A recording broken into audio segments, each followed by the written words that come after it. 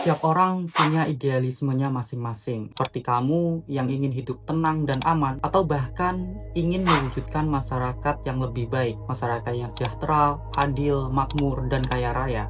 Hanya ada dua pilihan untuk mewujudkannya. Pertama, kamu bisa lepas dari masalah finansial atau keterbebasan dari dunia material, atau yang kedua, kamu sama sekali tidak peduli dan meninggalkan dunia material. Hai, saya Akvian, dan di channel ini kita akan bahas semua tentang growth, business growth, mental growth, career growth, dan semua hal yang akan bantu kalian tumbuh lebih dari saat ini.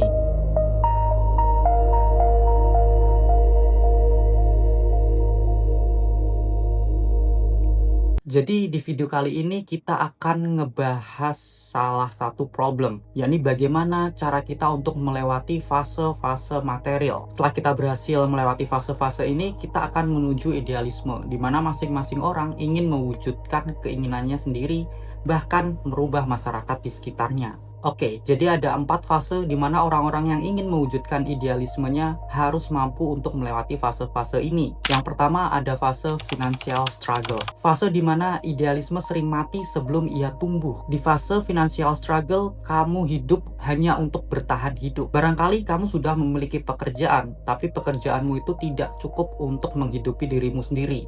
Bahkan kamu terhimpit dengan beban yang lain, seperti beban living cost, beban untuk menghidupi saudara, beban untuk menghidupi keluarga, dan lain sebagainya.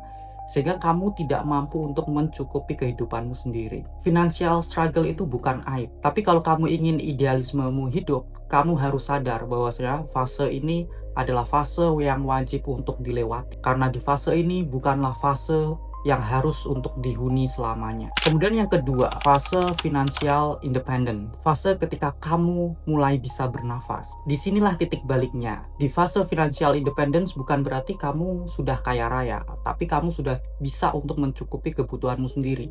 Pekerjaanmu dapat mengcover living cost kamu bisa hidup dengan lebih tenang, kamu tidur dengan lebih nyenyak.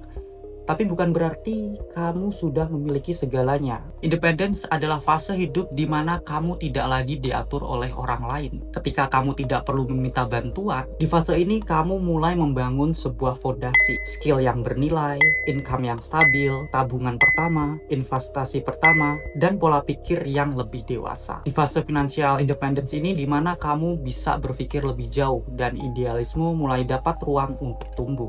Kemudian fase yang ketiga, financial freedom. Fase di mana kamu sudah dapat memilih jalan hidupmu sendiri. Di fase ini, uang tidak lagi sebagai sumber tekanan, tapi kamu sudah terbebas dari dunia material. Kamu bisa menentukan kehidupanmu sendiri. Waktu bukan lagi alat untuk mencari uang, tapi kamu gunakan waktu untuk berkarya, untuk mencapai apa yang selama ini kamu idam-idamkan. Kamu bisa memilih pekerjaan bukan karena kamu terpaksa untuk bekerja di bidang tersebut, tapi karena kamu suka bekerja di bidang itu.